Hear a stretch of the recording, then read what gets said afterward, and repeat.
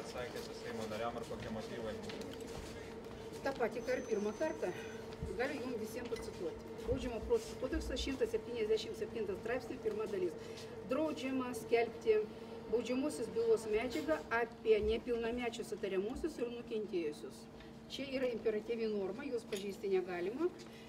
Ir tam, kad nekiltų diskusijas, dar galiu pacituoti 2004 metų gegužės 13 dienos Konstitucinio teismo sprendimą dėl Seimo laikinųjų tyrimo komisijų įgaliojimų, kuriame yra parašyta, kad Seimo laikinųjų tyrimo komisija negali perimti prokuroro konstitucinių įgaliojimų ar kaip nors kitaip įsiterpti prokuroro konstitucinės kompetencijos įgyvendinimą. Jeigu prokuroras vadovaujantis ikiteisminiam tyrimui arba generalinė prokurora atsisaka pateikti kažkokiai baudžiamosios bylos medžiagą, tai Seimo komisija jos ir negali gauti. Seimo narys sako, kad vaizdo aprašas yra netikslus, kad galbūt interpretuota tam tikri dalykai, dėl kurių... Visi ikiteisminio tyrimo duomenys byloje yra tikslinami iki bylos perdodant teismui. Jeigu Seimas panaikins Neringa Venckienės teisinę neliečiamybę, jinai bus apklausta įtariamoji, jinai gaus savo parodymus, galima atlikti akistatas ir tarp liudytojų ir tarp kitų proceso dalyvių, tol kol bylą neperduoda teismui, galų gal ir teismui gali keistis ir įrodymai, ir parodymai, ir visa kita, tol kol teismas nepriims sprendimą byloje. Pasakykite, anksčiau čia internete buvo išplatinta medžiaga, turbūt kitų asmenų filmuota ir iš vidaus, kai buvo paėmimas ir iš išorės, čia irgi ikiteisminio tyrimo duomenys?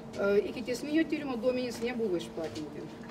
Aš nežinau, iš kur ten tie vaizdai įrašai, gal filmavo kažkas tai pašalinės.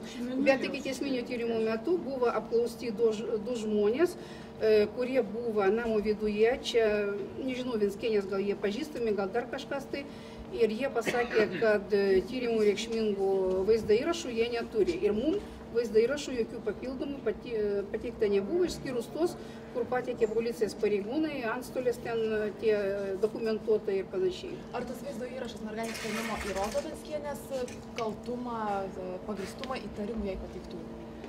Vaizdo įrašas yra vienas iš įrodymų, tik tai šitoje byloje, o įrodymai yra dar liudytojų parodymai, specialistai išvadas, elektroninių laikmenų apžiūros protokolai ir panašiai. Čia yra vienas iš įrodymų, kuris yra vertinamas kartu su kita bylos medžiaga. Todėl pagal vieną vaizdą įrašą negalima, mano manimu, priimti sprendimą, ar jinai padarė kažką, ar jinai nepadarė nusikalstamas veikos. Turi būti vertinama visa įrodymų visuma. O vaizdo įrašą matosi, tarkim, kad Venckienė ten sudavęs tam... Ikiteisminio tyrimo bylos duomenys, negaliu stebėti. Pasakykit, jūs apskritai buvo prasmė jums šiandien pasirodyti komisijos, kažką naujo pasakėt jūsų nuomonė? Jeigu komisija kviečia, aš negaliu atsisakyti atvykti, nes privalom atvykti, jeigu yra toks komisijos noras. Ar išgirdot naujų? O jie gali spręsti, ar aš naują ką nors pasakiau, ar nepasakiau. Mano manimu, kažką naują pasakėm. O Seimo nariai, ar turėjo kitų klausimų be vaizdo medžiagos? Nu, turėjo, aišku. Turėjo apie ikiteisminį tyrimą, turėjo, pavyzdžiui, nu, apie teisėtumą, apie pasiginčijimą, apie teisę, apskritai apie teisės problemas. O tai ką jūs naujo pasakėte? Seimo komisijos nariai išgirda, ką aš pasakiau. Pone Valy, ką jūs darysite, jeigu Seimo nariai nesutiks panaikinti neliečiamybės ponė Venckienė? Tai tuo ir baigsis procesas. Tiesiog bylą nebus galima perduoti teismui. Negalėsite antrą kartą to padaryti.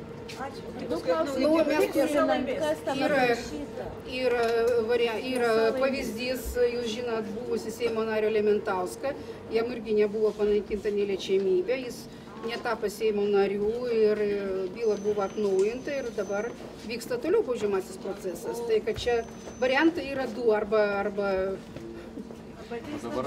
senaties terminas yra labai ilgas. Kada jis baigs? Kada sueina? 8 metų. Jo, 8 ir taip. Nuo 12 metų paskaičiuokit, 20. Ar jūs manot, tos rašytinės medžiagos, kurią pateikėt, prašau, daug medžiagos rašytinės pateikėt, ar jos turėtų užtekti komisijai susipažinti su tais Mano nuomonė, kad turėtų. Mano manimu, turėtų užtekti. Aš Seimo nariam ir pasakiau, kad jie priims sprendimą pagal savo vidinį įsitikinimą. Kiekvienas įvertins ir priims, kaip jam atrodo teisingai. Ar jums atrodo, kad kurie Seimo nariai jau turi nusistatymą ir tiesiog tarsi parodomasis buvo jūsų iškvietimas dar kartą? Nežinau, nesusidariau tokius nuomonės. Gėda, aukščiausiam laikai gėda. Jisai šventą žemę nešioja. Melagiai. Vargdienių vargdieniai.